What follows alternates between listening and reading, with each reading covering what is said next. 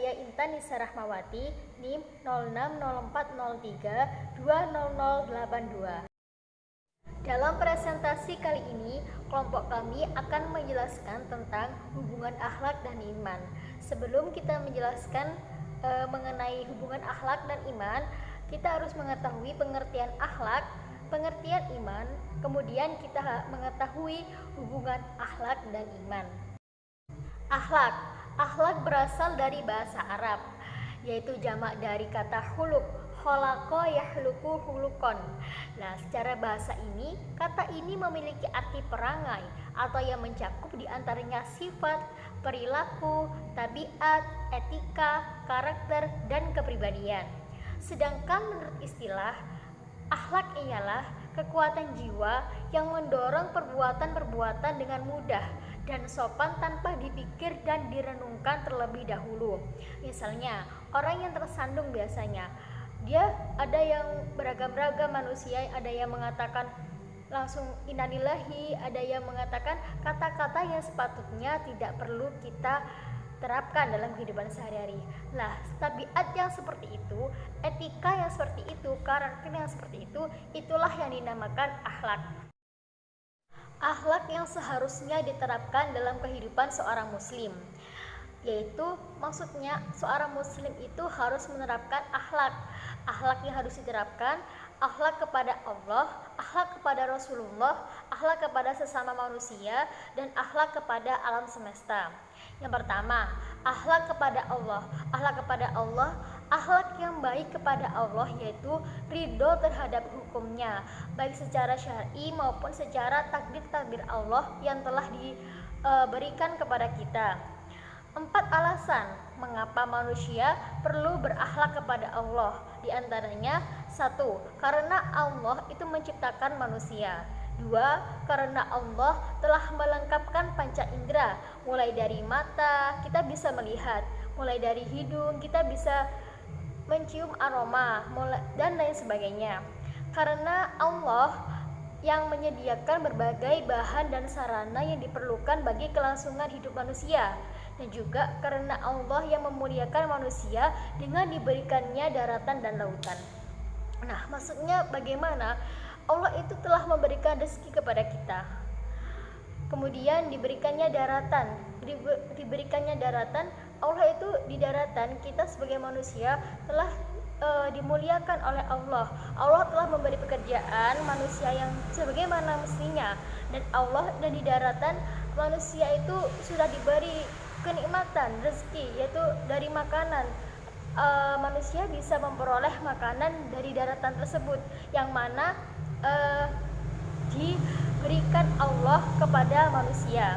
Kemudian memuliakannya di lautan. Maksudnya bagaimana? Maksudnya Allah itu telah memuliakan manusia di lautan, sebagaimana yang telah kita ketahui bahwasanya makhluk yang paling mulia adalah manusia. Sedangkan hewan-hewan yang di lautan itu kalah mulia dengan manusia itu tersendiri. Bentuk akhlak kepada Allah diantaranya, 1. Kita harus mentaati segala perintahnya. Kita harus mentaati segala perintah. Kalau kita sholat, ya kita harus mengerjakan sholat. Kalau zakat, ya zakat, sebagaimana yang telah ditentukan waktunya ya. Yang kedua, beribadah kepada Allah, yaitu tadi sholat, menunaikan zakat, kemudian puasa, kemudian berdoa kepada Allah. Yang keempat, tawakal kepada Allah. Yang kelima, tawadu untuk Allah. Maksudnya tawadu untuk Allah ini, hati kita itu harus rendah di hadapan Allah, mengaku bahwa kita sebagai makhluk itu adalah makhluk yang hina di hadapan Allah yang maha kuasa. Kemudian yang keenam, ridho terhadap ketentuan Allah. Kita harus ridho terhadap apa yang telah diberikan Allah kepada kita. Kemudian yang kedua ini akhlak kepada Rasulullah SAW. Sebagai umat muslim diharuskan untuk berakhlak kepada Nabi Muhammad SAW atau Rasulullah SAW. Karena dari beliaulah kita banyak mendapatkan warisan yang bisa kita wariskan lagi turun menurun ke anak cucu kita. Maksudnya warisan itu seperti akhlak. Akhlak kita bisa meneladani sikap-sikap terpuji Nabi Muhammad SAW. Kita bisa meniru sholat yang benar ya dari Nabi Muhammad SAW tadi. Kemudian bentuk akhlak kepada Rasulullah SAW. Bentuk akhlaknya kita menghidupkan sunnah. Jadi kita menghidupkan sunnah Rasul seperti kemarin ada puasa Rajab, kita puasa Rajab. Kemudian sholat setelah sholat 5 waktu itu biasanya kan ada sholat sebelum sholat subuh, qabliyah subuh, ba'diyah duhur, dan seterusnya. Kemudian taat, kita harus mentaati apa yang telah Rasulullah ajarkan kepada kita. Kemudian yang ketiga, selalu bersolawat. Yang keempat, mencintai keluarga Rasulullah SAW. Yang ketiga, bentuk akhlak kepada sesama. Akhlak kepada sesama manusia. Jadi kita berinteraksi kepada sesama manusia itu juga harus membutuhkan akhlak yang baik. Akhlak yang baik ini meliputi kita harus husnudon, kita harus berprasangka baik kepada sesama manusia. Kemudian tasamuh itu saling menghargai. Jadi jika ada suatu reuni atau suatu pendapat dari orang lain, itu kita harus saling menghargai pendapat orangnya itu tadi. Itu salah satu contohnya. Kemudian yang ketiga, ta'awun itu tolong menolong, yang mana dalil ta'awun ini terdapat dalam surat Al-Maidah ayat 2. Bismillahirrahmanirrahim. Wa ta'awanu 'alal birri wat taqwa wa la ta'awanu 'alal ismi wal udwan. Yang artinya, dan tolong menolonglah kamu dalam mengerjakan kebajikan dan takwa, dan jangan tolong menolonglah dalam mengerjakan dosa dan permusuhan. Itulah penjelasan dalil dari surat Al-Maidah ayat 2. Kemudian yang keempat ini akhlak terhadap alam semesta. Jadi akhlak terhadap alam semesta ini perilaku yang mengabarkan akhlak yang baik terhadap alam. Di antaranya kita harus memelihara dan menjaga alam agar tetap bersih dan sehat. Ya contohnya saja kita membuang sampah pada tempatnya. Jika mempunyai bunga, kita menyiram bunga itu, kita merawat bunga itu agar lingkungan yang ada di sekitar kita tetap bersih dan sehat. Yang kemudian kedua, menghindari pekerjaan yang menimbulkan kerusakan alam.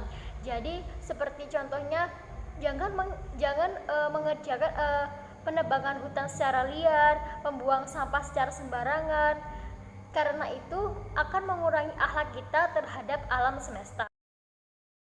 Akhlak adalah tujuan utama yang diangkatnya Nabi Muhammad menjadi nabi yang diutus kepada manusia.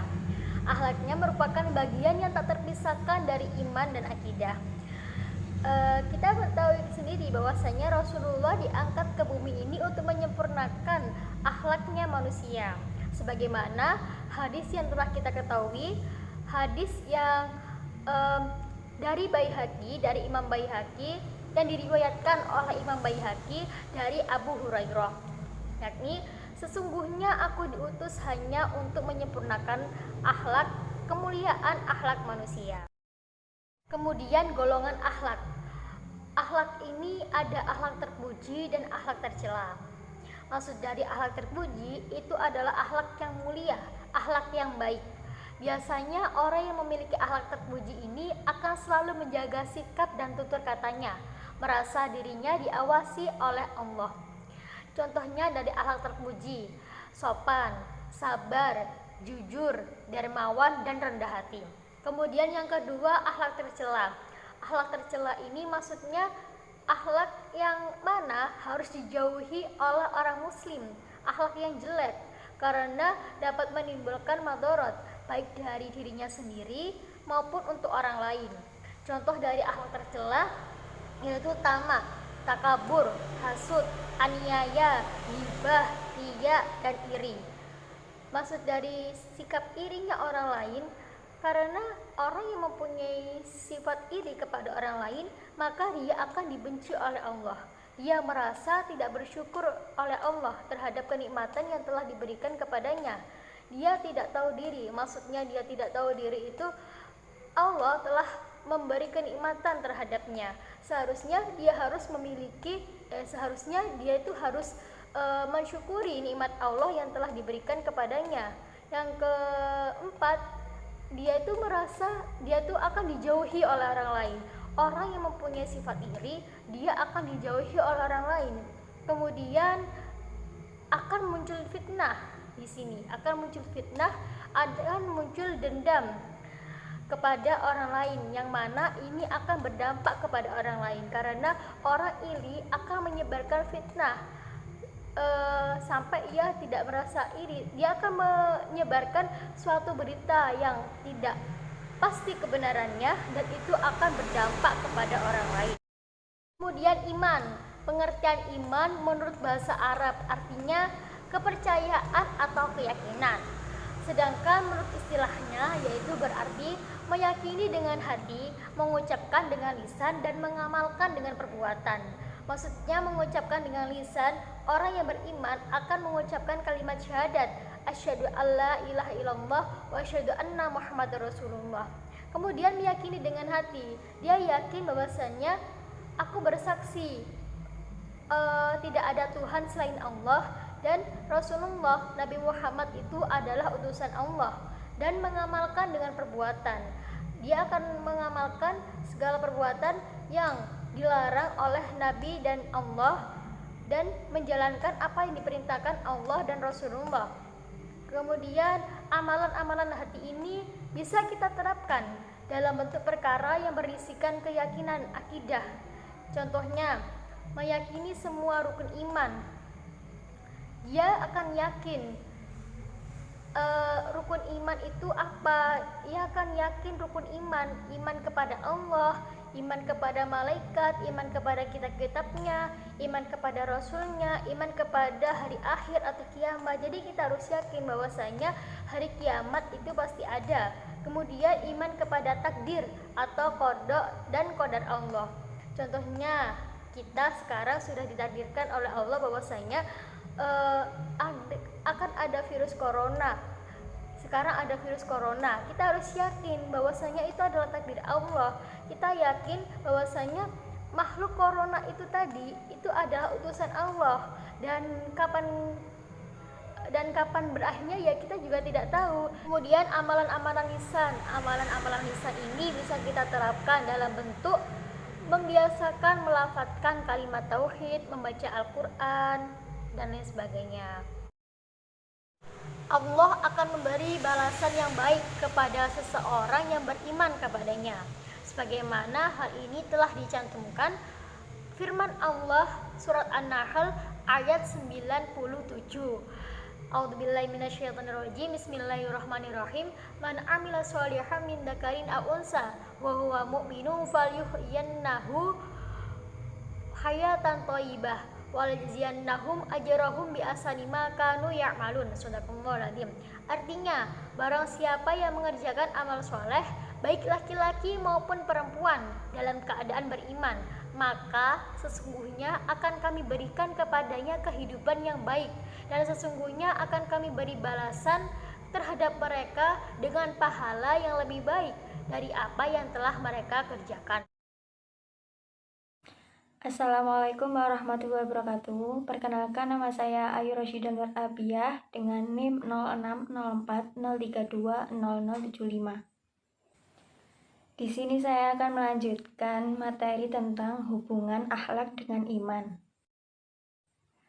Akhlak yang baik adalah bagian dari amal soleh yang dapat menambah keimanan dan memiliki bobot yang berat dalam timbangan. Orang yang memiliki akhlak yang baik sangat dicintai oleh Nabi Shallallahu Alaihi Wasallam, dan akhlak yang baik adalah salah satu penyebab masuk jannahnya seseorang sebagai pencipta, dan tidak ada sekutu baginya semata. Bersyukur dan beradab kepadanya sesuai dengan yang telah digariskan. Berikut penjelasan hubungan akhlak dengan iman, yaitu yang pertama, iman menjadi dasar perilaku. Iman adalah dasar perilaku atau akhlak. Tanpa iman atau iman yang keliru tentu akan berefek pada kelirunya akhlak kita. Yang kedua yaitu akhlak adalah bukti keimanan. Akhlak adalah bukti keimanan. Seseorang yang mengaku beriman namun tidak pernah berakhlak yang mulia atau sesuai dengan Islam tentu menjadi pertanyaan, apakah benar-benar dalam keimanan yang kuat? Untuk itu, tidak hanya cukup dengan iman, namun harus juga membuktikan diri dengan akhlak.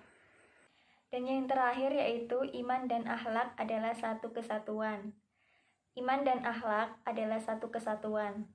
Kelak di akhirat nanti, Allah tidak akan mempertanyakan salah satunya saja, melainkan seluruhnya, yaitu iman dan akhlaknya. Orang beriman belum tentu selamat.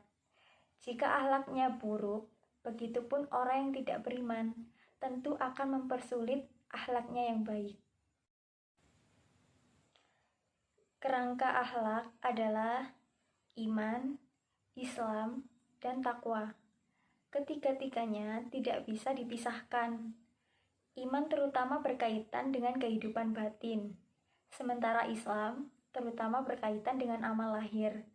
Maka, takwa secara serempak terdiri dari keimanan maupun keislaman. Iman sebagai alat penggerak manusia untuk meningkatkan nilai luhur dan moral yang bersih. Akhlak al-karimah merupakan syarat kesempurnaan iman seseorang, sehingga orang yang tidak berperilaku baik terhadap sesama dan tetangganya dinyatakan oleh Nabi Shallallahu Alaihi Wasallam sebagai orang yang kurang sempurna imannya. Sekian video presentasi dari kelompok kami, kurang lebihnya mohon maaf. Wassalamualaikum warahmatullahi wabarakatuh.